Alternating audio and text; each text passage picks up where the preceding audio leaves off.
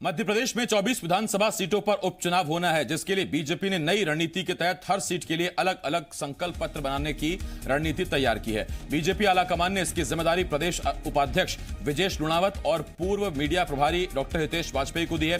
संकल्प पत्र बनाने के लिए एक टीम विधानसभा में जाकर स्थानीय नेताओं और जनता से बात करेगी। इसके साथ ही उस जिले के अधिकारियों से चर्चा कर रुके हुए प्रोजेक्ट की भी लिस्ट बनाकर संकल्प पत्र में शामिल किया जाएगा।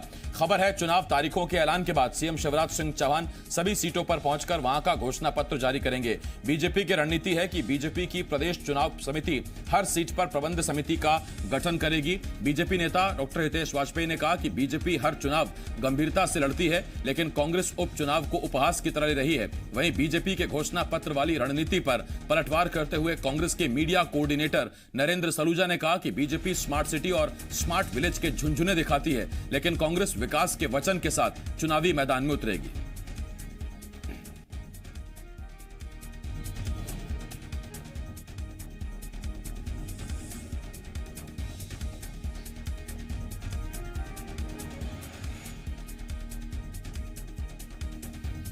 हरीश दिवेकर, एसोसिएट एडिटर जी मध्य प्रदेश छत्तीसगढ़, हमारे साथ जुड़ रहे हैं।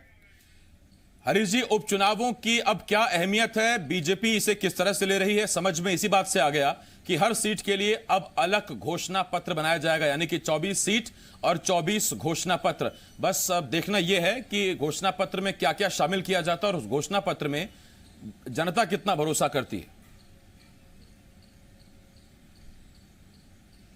से बिल्कुल सही कहा। इस बार भाजपा जो है माइक्रो लेवल की प्लानिंग कर रही है और हाल ही जो बैठक हुई थी राज्यसभा के चुनाव के समय, ये सब केंद्रीय मंत्री आए थे, नरेंद्र सिंह तोमर, प्रकाश जावड़ेकर, और इन लोगों के बैठ के जब बात हुई है प्रबंध समिति बीच में, और प्रबंध समिति जब भूपेंद्र सिंह की अध्यक्षता बनी, पूर्व मंत्री के, और जब बात हुई, नरेंद्र सिंह तोमर ने साफ तौर पर कहा कि इस बार का चुनाव विकास पर नहीं होगा, इस बार का चुनाव पॉलिटिकल पे होगा, यानी राजनीतिक चर्चाओं पर होगा, और इसको हमें बहुत माइक्रो लेवल की प्लानिंग करनी होगी। तब ये बात उठी कि क्यों ना हर सीट पर एक घोषणा पत्र, संकल्प पत्र बनाया जाए और वहां के जो इशू है स्थानीय लेवल के, और जो हमारे साथ आए जुड़े हैं, जो अपनी विधायकी छोड़ के आए, उनसे पूछा जाए।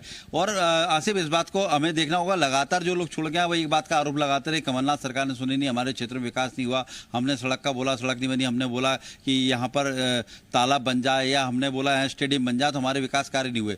तो ये बात को बार बार आरोप लगा रहे हैं। अब इसी आरोप को सहारा बनाएंगे और ये घोषणा पत्र के अंदर डलवाएंगे और ये बताएंगे कमलनाथ सरकार में हमने मांग की थी, नहीं बनी, लेकिन हम घोषणा करते हैं, हम संकल्प करते हैं कि आप जिताते हैं तो आपके क्षेत्र में ये विकास होगा।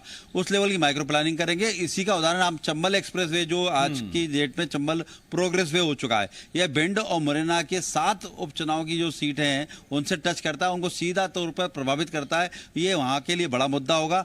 ऐसे ही कई छोटे छोटे मुद्दे हैं, चाहे सड़क हो, चाहे वहां का शौचालय के सिस्टम का हो मामला, चाहे तालाब हो, चाहे ग्रामीण क्षेत्रों में स्टेडियम बनाने की बात हो। इस तरह के कई ऐसे मामले हैं जिनको लेकर घोषणा पत्र, संकल्प पत्र तैयार हो रहा है। स्थानीय नेताओं से बात हो रही है, जो विधायकों ने पहले वादे किए थे, कांग्रेस के चुनाव के समय नहीं पूरे हो पाए, उन्हें मुद्दा बना के इस संकल्प पत्र में शामिल किया जाएगा। इसको माइक्रो लेवल पर प्लानिंग चल रही है, जिससे कि इस बार का जो इशू है वो अलग तरह का चुनाव होगा, इस बात को आधार बनाएंगे। दूसरा, कांग्रेस भी लगातार मीटिंग करके उसी लेवल का माइक्रो लेवल प्लान बना रही है, वो भी उसी माइक्रो लेवल पर जा रही है, और ये पत्र लेके जाएगी कि आपके क्षेत्र में जो विधायक जो बोल रहे हैं वो झूठ बोल रहे हैं, और जो चुनाव में उतरे ये इतने कार्य दिए थे, इसमें इतने पूरे हमने कर दिए, और ये घोषणा पत्र के विकास कार्य के नाम पर नहीं गए, ये पैसों में बिके हैं, बिकाऊ लाल हैं। तो ये उधर पलटवार कांग्रेस से लगातार मीटिंग कर रहे हैं, कमलनाथ के निवास पर लगातार रोज बैठक होती है, 7 बजे से लेकर 9 बजे तक रोज कमलनाथ एक विधायकों से बात कर रहे हैं, विधानसभा बाहर चर्चा कर रहे हैं, साथ में प्रत्याशी को लेकर बात कर रहे हैं, सर्वे को बात कर रहे हैं,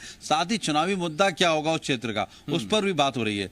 तो कुल मिला के अब राज्यसभा चुनाव के बाद पूरी तरह से कांग्रेस हो और भाजपा, दोनों पार्टियां अब एक एक विधानसभा वार के फिर आकलन करने में जुड़ गए कि हम किस तरह से रणनीति बना सकते हैं, कहां मैदान में किसको मात दे सकते हैं, कहां पर हमारी मतलब जहां पर लूज बॉल है, यहां पर उसको कैसे, जो कमजोर क्षेत्र उसको कैसे मजबूत कर सकते हैं, इसको लेकर माइक्रो लेवल की प्लानिंग चल रही है।